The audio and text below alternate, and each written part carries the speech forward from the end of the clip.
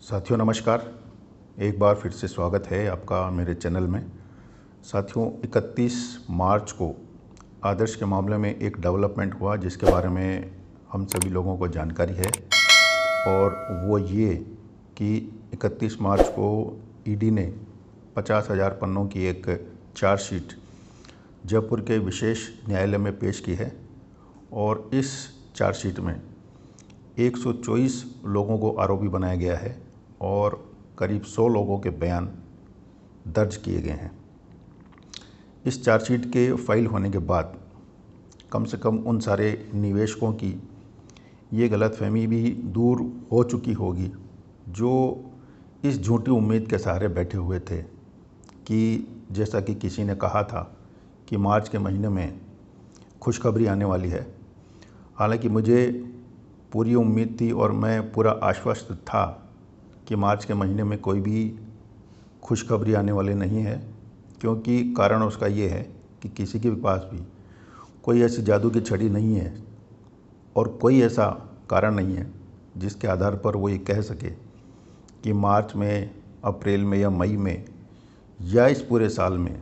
निवेशकों को उनका पूरा का पूरा पैसा मिल जाएगा। साथियों, इस डेवलपमेंट के बाद कम से कम हम लोगों को ये समझ में आ जाना चाहिए कि एक बार इस पूरे मामले में जो जुडिशियल प्रोसेस शुरू हो चुकी है, अलग अलग कोर्ट्स में जो केसेस पेंडिंग हैं और जिस किसी कोर्ट से कोई भी फैसला हुआ है, चाहे वो हाई कोर्ट तक के लेवल का हुआ है, उसका अभी तक कोई रिजल्ट नहीं आया है। और निवेशकों को पैसा तब तक नहीं मिलने वाला है जब तक कि प्रॉपर्टी ईडी के अंडर में है या लिक्विडेटर के हाथ में आकर उसको बेचने के बाद पैसा लिक्विडेटर के पास आने वाला है। तो ऐसे केसेस में और ऐसी स्थिति में जो डेवलपमेंट अब तक हुआ है उसके आधार पर सभी निवेशकों को एक नई रणनीति तय करनी पड़ेगी और कम से कम इस चीज़ से पूरी तरह से आश्वस्त सभी को हो जाना चाहिए कि कोई भी चमत्कार होने वाला नहीं है जिसके आधार पर कोई भी ये कह सके। कम से कम मैं पूरी तरह से आश्वस्त हूँ कि जो जुडिशियल प्रोसेस है और उस जुडिशियल प्रोसेस के चलने के बाद जो भी समय लगेगा उस समय के मुताबिक ही इस केस में फैसला होगा, और फैसला होने के बाद जो भी टाइम लगना है, चाहे वो 2 साल हो, 3 साल हो या 5 साल हो, हमको पैसा उसके बाद ही मिलेगा। इसलिए कोई भी अगर ये कहता है आपको कि इस साल आपको पैसा मिल जाएगा, हम आपको खुशखबरी दे देंगे, तो वो आपको सोचना है कि इतने सारे इंसिडेंट्स होने के बाद, इतने आश्वासन देने के बाद अभी तक अगर कुछ मिला नहीं है तो आगे ऐसा कौन सा चमत्कार होने वाला है और पैसा आपको किस तरह से मिलेगा, ये आपको खुद को सोचना है। इसलिए साथियों, ऐसी स्थिति में जबकि आज की तारीख में कोर्ट में केस ईडी के द्वारा फाइल किया जा चुका है और वो आगे चलेगा, और कितना लंबा चलेगा ये भी आपको समझ लेना चाहिए। 100 लोगों के बयान, कोर्ट की प्रोसीडिंग्स, उसमें बहस और कई तरह के कानूनी दावपेच, इन सारे तथ्यों को ध्यान में रखते हुए कोर्ट में जो केस चलेगा उसमें समय लगेगा। 2 साल भी हो सकता है, 3 साल भी हो सकता है, 4 साल भी हो सकता है या उससे ज़्यादा भी हो सकता है। और ये कोर्ट में केस चलने के बाद और डिसाइड होने के बाद लिक्विडेटर को प्रॉपर्टी कैसे मिलेगी ये हमको समझ लेना चाहिए, और लिक्विडेटर के पास प्रॉपर्टी आने के बाद पैसा एक जुडिशियल प्रोसेस के थ्रू ही मिलेगा। तो साथियों, टाइम हमारे केस में 100% लगने वाला है। ऐसी स्थिति में मेरा ये सुझाव है कि हमारे पास सिर्फ एक ही रास्ता है कि हम इस जुडिशियल सिस्टम को और जुडिशियल प्रोसेस को संगठित होकर के लड़ें और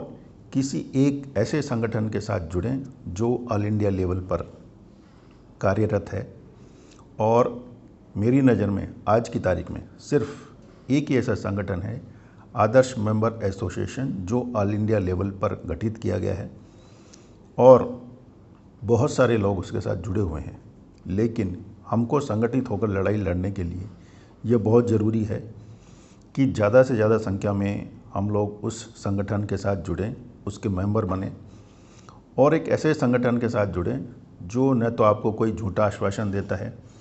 कि आपको पैसा 1 साल में मिलेगा, 6 महीने में मिलेगा या 1-2 महीने में आपको खुशखबरी मिलने वाली है, और पूरी ट्रांसपेरेंसी है और एक लड़ाई की जो दिशा उन्होंने तय कर रखी है उसी दिशा में कार्यरत है। और आपको अगर किसी तरह का कोई डाउट है तो आपके सवालों का जवाब भी इस संस्था के मेंबर आपको देते हैं। तो मेरा आपसे ये निवेदन है, ये सुझाव है कि आप आदर्श मेंबर एसोसिएशन से जुड़ें और अपने साथ जितने भी लोग हैं उनको भी इसके साथ जोड़ें, क्योंकि यही एक रास्ता है आज की तारीख में जिसके माध्यम से जो भी जुडिशियल कार्रवाई हो रही है या आगे इसके अलावा भी कोई सुझाव कोई मेंबर देता है और कोई कार्रवाई अगर की जाती है तो संगठित होकर काम करने से उसका प्रभाव सरकार पर और अन्य जो जुडिशियल प्रोसेस चल रही है उसमें हमें लड़ाई किस तरह से लड़नी है उसके लिए कारगर साबित होगा। तो साथियों, मेरे इस सुझाव पर आप ध्यान दें और ज़्यादा से ज़्यादा खुद भी मेंबर बने और बनवाएं और इस लड़ाई में संगठित होकर के इसको लड़ें, तभी हमारी जो कार्रवाई है वो आगे प्रभावशाली बन सकेगी और हमें न्याय जल्द मिले, इस बारे में हम आगे और कार्रवाई कर सकेंगे। धन्यवाद।